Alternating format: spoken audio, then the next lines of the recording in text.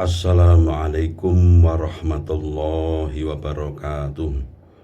Bismillahirrahmanirrahim. Alhamdulillahi rabbil alamin. Wabihi nasta'inu ala umurid dunya waddin. Wassalatu wassalamu ala ashrafil mursalin Sayyidina Muhammad wa ala alihi wa sahbihi ajma'in. Amma ba'du. Mitra Persada FM yang dirahmati Allah, kita bersyukur sekali karena masih diberi kesehatan, masih diberi kemampuan dan kesempatan oleh Allah Subhanahu wa ta'ala meniti kehidupan ini. Bersyukur karena ketika badan itu sehat maka bisa digunakan untuk mencari ilmu, untuk mencari rezeki, untuk membantu orang lain dan seterusnya, untuk beribadah. Pagi ini kita bersama-sama mempelajari tafsir Al-Jalalain yang khusus pada pagi ini kita topiknya adalah memberikan kesenangan kepada orang lain. Memberikan kesenangan kepada orang lain.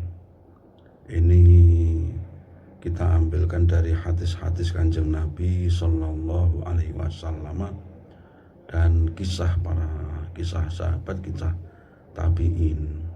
Mitra Persada, bulan Ramadan adalah bulan mulia sekaligus ya termasuk di situ adalah bulan bersedekah, bulan peduli. Tentu kalau kepedulian di bulan lain sudah, maka kepedulian di Ramadan jangan ditinggalkan. Di Ramadan ini peduli dengan sesama, memberi, membantu dan seterusnya, pahalanya berlipat-lipat. Karena bulan Ramadan itu memang bulan yang sangat mulia, sangat kita beramal baik itu dijanjikan balasan yang sebaik-baiknya dari Allah Subhanahu wa taala. Ada Lailatul Qadar yang satu malam saja nilainya lebih dari 80 tahun. Jadi kalau panjenengan taraweh pada malam Lailatul Qadar berarti sama dengan taraweh 81 tahun lebih.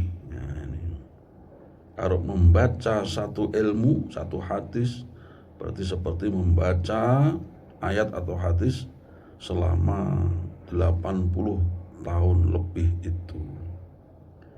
Hari ini kita baca dari kitab Syiaru A'lamin Nubala. Ini kitab ya kisah ya sirahnya orang-orang yang terkenal, yang bagus-bagus. Disebutkan di sana ada orang yang bernama Hakim bin Hizam. Beliau ini adalah keponakan Siti Khadijah, istri Kanjeng Nabi Sallallahu Alaihi Wasallam. Hakim ini berkata begini, ma asbahtu ala babi sahibu hajatin wa alimtu annaha minal musibah allati ahtasibuha indallah. Jadi seseorang itu kalau pemahamannya agama semakin tinggi kemudian diamalkan, Masya Allah, bagus sekali. Kadang-kadang kita ini di antara kita ini ada beramal tapi ilmunya tidak tahu. Ini apa ya, aduh aku kok ngene iki. Aku kok mengikuti acara begini, beramal begini, ini apa yang itu lebih mendalam lagi, lebih diresapi manakala ada ilmunya, mengetahui. Nah, Hakim bin Hizam ini seorang yang peduli kepada orang lain. Beliau ini merasa ada musibah kalau nggak ada sehari itu nggak ada yang dibantu. Jadi ucapan tadi itu artinya begini, jika aku sudah memasuki waktu pagi hari, kemudian di depan pintu rumahku itu tidak ada seorang pun yang membutuhkan apa itu, pengen ketemu, pengen memberikan pertanyaan untuk dijawab, atau ada orang yang meminta-minta, fa'alim tu annaha minal musibah. Kalau sudah tidak ada yang membutuhkan ke dia, nggak ada yang datang, itu dianggapnya sebagai musibah dari Allah yang aku minta pahalanya kepada Allah. Jadi kalau Islam itu mengajarkan kalau orang kena musibah itu bisa mendapat pahala manakala dingilmoni, yaitu dengan kesabaran, dengan nerimo, ya, itu akan mendapat pahala. Jadi dapat musibah, kena duri, kena jarum dan seterusnya, kecelakaan, langsung sabar, langsung wes dikersani Gusti Allah, itu akan mendapat pahala. Tapi nek ngersulo, ndak dapat. Nah, Hakim bin Hizam ini karena sudah biasa peduli dengan sesama, terus suatu hari di rumahnya nggak ada yang datang membutuhkan bantuan, maka dia ya justru menganggapnya musibah. Waduh, dia yakin bahwa kalau ketika membantu orang lain itu akan dibalas oleh Allah dengan pahala, dibalas dengan kelipatan dengan ya rizki dan seterusnya. Kalau memberi itu akan diberi, kalau peduli akan dipedulikan oleh Allah, diperhatikan oleh Allah, dimudahkan urusannya oleh Allah, begitu. Nah, karena hari itu tidak ada orang yang datang, pokoknya sepi, maka Hakim bin Hizam ini menganggapnya sebagai musibah. Tapi dia pengen dengan musibah itu dapat pahala dari Allah Subhanahu wa ta'ala. Masya Allah. Kalau hidup kita ini kita lalui dengan seperti itu ya, dapat nikmat kita bersyukur, dapat musibah kita bersabar, maka itu seperti hadis Kanjeng Nabi sallallahu alaihi wasallam, gumun terhadap orang yang beriman. Apa gumunnya? Karena kalau dapat nikmat itu bersyukur, dapat pahala. Kalau dia dapat musibah, dia bersabar, dapat pahala. Jadi dua-duanya dapat kalau orang beriman. Kan berbeda dengan orang yang tidak beriman. Inilah namanya dingilmoni. Dingilmoni akhirnya hidup ini terasa enak saja. Enak. Ya mudah-mudahan kita urusan duit, urusan rezeki dimudahkan oleh Allah ya. Sebab kalau tidak ada itu susah dan musibah. Kalau itu suruh sabar kan ya berat kan, tidak punya uang kemudian suruh sabar, berat. Hadis Kanjeng Nabi sallallahu alaihi wasallam yang menunjukkan memberikan kesenangan pada orang itu suatu amal yang sangat mulia. Ahabbun nasi ilallahi ta'ala anfa'uhum linnas. Jadi hamba atau manusia yang sangat dicintai oleh Allah, paling dicintai Allah, itu adalah hamba yang paling memberikan manfaat bagi manusia. Ada orang itu gak bisa ngaji, gak bisa ceramah, tapi dia azan bisa, dia bersih-bersih musola masjid bisa, dia nyalain lampu ngisi ngisi tampungan air itu dengan nombol. Nah, itu dingilmoni. Jadi karena dia tidak bisa ngaji, tidak bisa ceramah, akhirnya beramal dengan amal yang dia bisa. Ini namanya anfa'hum linnas. Jadi memberi manfaat pada orang lain itu tidak hanya memberikan ilmu, mengajar, membimbing. Seperti saya hari ini adalah penyuluhan agama. Jadi siraman rohani ya dalam kaitannya dengan agama. Wa ahabbul a'mali ilallah ta'ala sururun tudkhiruhu ala muslim. Amal yang paling dicintai Allah adalah memasukkan kesenangan kepada seorang muslim. Tentu amal yang paling dicintai Allah ini banyak sekali ya. Ada baca Quran, ada tidak suka marah dan seterusnya. Berbuat baik pada keluarga. Nah, tapi dalam hadis ini, khusus hadis ini adalah itu memberikan kesenangan kepada seorang muslim. Bisa bantu ngangkat apa, bisa ya menyenangkan orang lain, yang buat orang lain senang, memberikan uang atau membantu menyelesaikan kesulitan orang lain. Nah ini banyak sekali ya sumber-sumber agama kita itu, sumber ajaran agama tentang ini banyak sekali. Jadi kalau begitu, menjadi manusia itu kalau bisa tidak membuat orang lain susah, tapi justru membuat orang lain senang. Tanpa kehilangan uang saja dapat itu ijol atau gantinya pahala dan kebaikan, kemudahan urusan dan seterusnya. Ada suatu kisah di kalangan tabi'in ya. Tabi'in itu adalah setelah sahabat ada tabi'in. Jadi tabi'in, orang-orang yang mengikuti siapa? Mengikuti sahabat Kanjeng Nabi. Namanya Ar-Rabi bin Husaim. Beliau ini mempunyai kuda, ya cukup kaya berarti. Mempunyai kuda yang harganya 20.000 dinar. Wah besar itu. 20.000 dinar itu besar.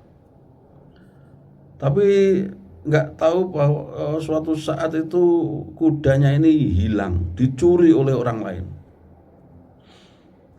Tetangga-tangganya tahu, orang-orang lain tahu kalau dia kehilangan. Kemudian bilang kepada Ar-Rabi ini, wes dongakno ya pencuri ini. Ini kalau saya bertanya, ini doa baik apa doa buruk? Ya biasanya doa buruk kan. Wong kelangan kemudian doakan buruk kalau yang mencuri biar celaka. Doakan aja. Kemudian Ar-Rabi berdoa, tapi ya aneh. Dan inilah doa yang baik. Apa doanya? Doanya itu adalah, ya Allah, jika yang mencuri ini orang kaya, maka terimalah taubatnya, ampunilah dosanya. Bukan main kan ini. Wis nyolong malah didongakne karo sing kelangan, mudah-mudahan diampuni oleh Allah apabila sing nyolongi orang kaya. Ini kan jarang kita ya. Jadi doa yang baik itu begitu. Jadi tidak melukai orang, tidak mencelakakan orang. Wis muga-muga lek sing nyolong pancen sugih kok jek nyolong. Muga-muga jenengan ngapura Gusti. Jenengan ngapura Gusti. Karena apa? Dalam Islam itu ucapan atau perbuatan baik itu pasti akan mendapatkan kebaikan. Tapi kalau ucapan dan perbuatan jelek akan mendapat kejelekan. Jadi lebih baik ya mendoakan yang baik saja pada orang. Muga-muga wong kuwi sugih, muga-muga wong kuwi ndang haji. Wis ndongakne ngono. Amin ngono. itu sudah berbuat baik. Piro larang itu hanya mendoakan saja, ora kelangan duit. Nah ini dalam Islam, konsep Islam itu seperti itu. Selalu anfa'uhum linnas, sururun tudkhiluhu ala muslim. Jadi menyenangkan orang, bermanfaat bagi orang. Ini ya efek positifnya besar sekali. Kalau orang itu berani mengorbankan demi orang lain, ya mendoakan orang, bahkan mendoakan pencuri saja sebaik itu, ya mudah-mudahan diampuni. Itu kan efek positifnya kepada kita ini tidak sedih. Nah, bayangkan ya mitra persada, seorang yang sedih atau marah kira-kira 5 menit saja, maka daya tahan tubuhnya itu berkurang selama 6 jam. Jadi daya tahan tubuhnya justru menurun karena kesedihan dan marah. Berarti kan lebih baik senang saja, senang. Kehilangan ya, pancen ya lek Gusti Allah ngersakne ndak ilang kan ya bisa kan. Nah ini dikersakne ilang. Nah tinggal perspektif kita, ya dilihat dari sudut pandang diri kita, bagaimana kita menyikapnya, dengan senang apa susah. Apa namanya susah itu maksudnya pokoknya dipikir berhari-hari, kemudian tidak kembali kepada takdir, menyalahkan, pokoknya susah. Wah itu memberikan efek negatif. Kan susah sebentar kan nggak boleh, misalnya mencari yang ngurus ke yang berwenang, saya kehilangan ini, nah, itu kan susahnya tidak lama. Nah, kalau sudah mentok betul, oh ini berarti takdir Allah, alhamdulillah, diambil orang ya sudah, memang rezekinya dia gitu. Nah ini itu baik sedikit maupun banyak. Kalau banyak masa nggak susah? Ya susah. Tapi kalau nggak kembali kan kita apa sikap kita? Masa terus susah? Oh ini berarti ya sudah jatah ya aku, sudah takdir aku, barangku hilang. Saya itu mitra persada pernah ya, komputer saya ini, laptop saya ini pernah ketinggalan di Wonotirto, di masjid lagi. Saya sudah sampai Sanan Kulon, laptop saya tertinggal. Wah, ya Allah, aduh. Laptop itu ya harganya kita tapi isinya itu loh, isinya datanya ini kan nyarinya susah banget, lama sekali. Ternyata itu ditemukan oleh orang yang kenal saya. Wah, itu tasnya Pak Mas Hadi. Akhirnya disimpanlah oleh dia. Ya Allah. Oh berarti rezeki saya masih bisa kembali ke saya. Pernah lagi di kantor, ya di masjid juga, ya sampai 3 kali itu ketinggalan itu. Ternyata masih rezeki saya ya nggak hilang, cuma ketinggalan gitu saja. Nah ini mitra persada, kalau semua itu dikembalikan pada Allah, takdir Gusti Allah ini, ya Allah. Maka yang namanya rizki itu ada yang berupa sifat baik, ada yang berupa harta. Harta sudah ketinggalan, sudah mau hilang, ternyata masih kembali, oh berarti rezeki kita. Kemudian kita hari-hari kita hiasi dengan perbuatan baik, meskipun hilang, mendoakan mencurinya, berarti rezeki itu. Karena apa? Termasuk dari sifat terpuji, mendoakan pencuri mudah-mudahan diampuni. Jadi wis kehilangan tapi masih mau mendoakan orang yang mencuri. Atau seperti Hakim bin Hizam tadi, kalau sehari itu nggak ada yang butuh, waduh musibah ini. Nah, jadi musibah, dia tidak mendapat pahala dari konsultasi, menerima konsultasi atau memberi orang atau apa, tapi dia mendapat pahala dari musibah yang diterima dengan kesabaran. Musibah, wah aku nek wong butuh aku musibah iki. Musibah yang seperti itu bisa mendatangkan kebaikan atau pahala manakala dihadapi dengan senang hati. Ya, insya Allah senang lah kalau orang tidak dibutuhkan orang, nggak ada tamu, nggak ada orang yang ngerepoti, senang. Tapi ada yang orang itu kalau direpoti malah senang karena itu kesempatan berbuat baik. Masih dilanjutkan doanya Robi tadi yang kehilangan kuda tadi. Kalau si pencuri ternyata orang miskin, ya Allah, maka jadikanlah dia kaya. Gitu. Masya Allah. Jadi ya Allah, berbuat baik itu seperti itu. Manusia itu digiring supaya selalu baik, selalu berbuat baik, selalu berprasangka baik, dan seterusnya. Kalau pencuri itu orang kaya, ampunilah Gusti. Itu dosa dia, ampunilah. Kalau pencurinya miskin, jadikanlah dia kaya, ya Allah. Berarti dia butuh tenan dengan jaranku, dengan kudaku. Berilah kaya dia, ya Allah. Jadi memberikan doa kepada orang lain supaya kaya itu enggak kelangan. Jadi kalau kita mendoakan positif kepada orang, maka berarti ada hal positif yang akan menuju kepada kita.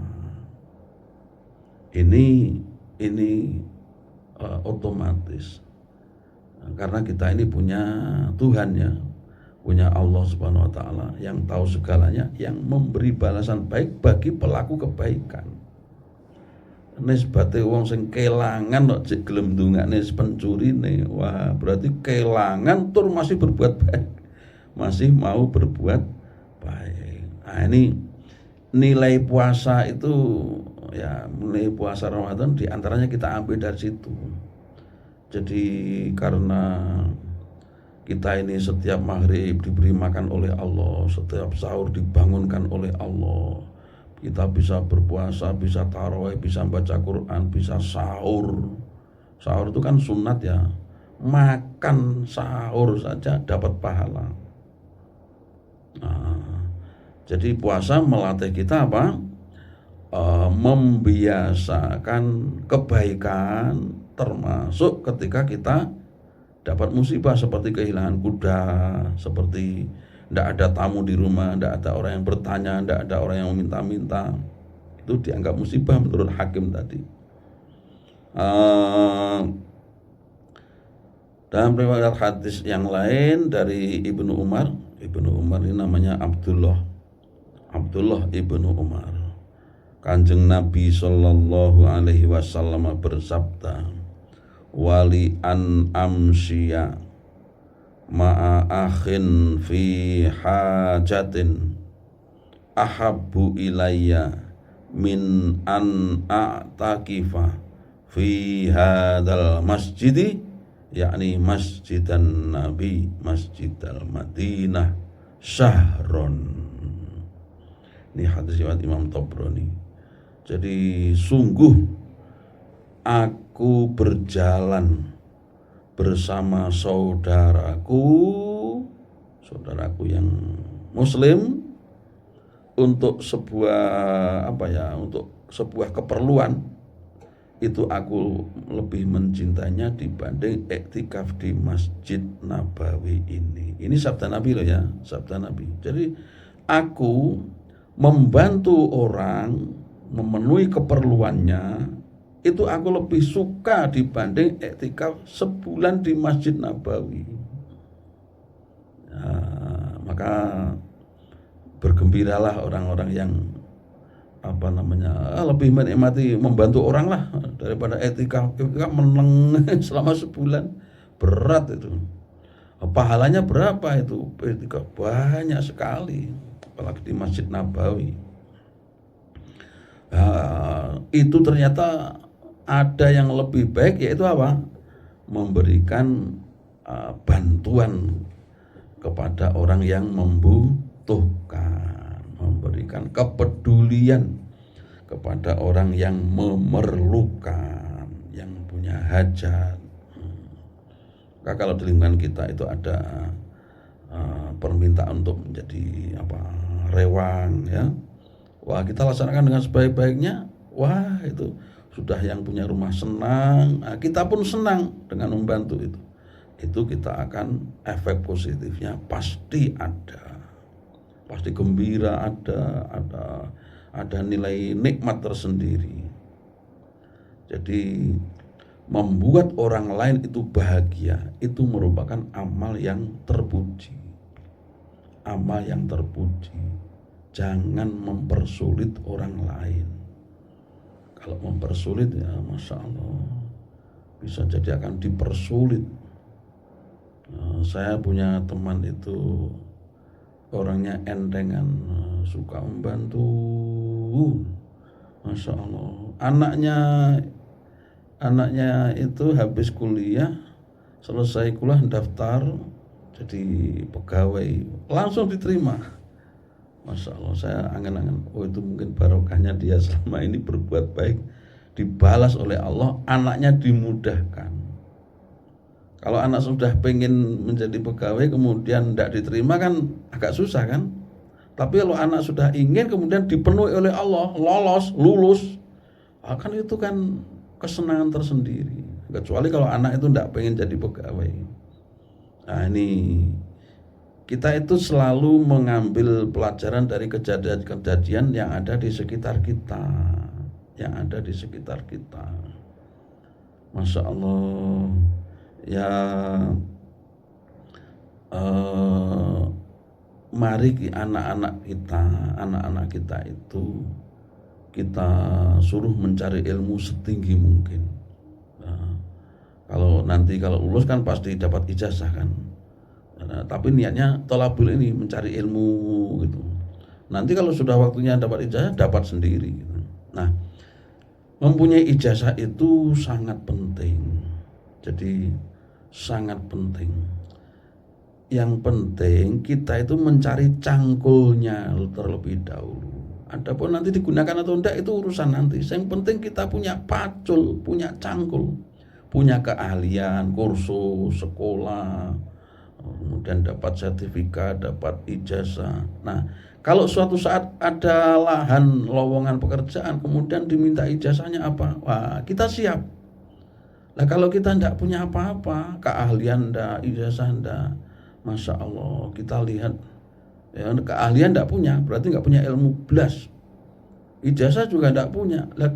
Nanti kan susah. Allah itu memberikan bantuan ke dia lewat mana ya? Ya. Kalau orang nggak punya ijazah kemudian punya ilmu, punya keahlian, seperti Pak Kiai, seperti Ustaz, mubalek, itu kan keahliannya mubalek kan, punya ilmu kan. Wah, dapat menjadi sarana mendapatkan rezeki. Kalau ilmu aja ndak ada, ijazah juga ndak punya, Masya Allah. Nah ini apa namanya di surat apa itu An-Nisa ya,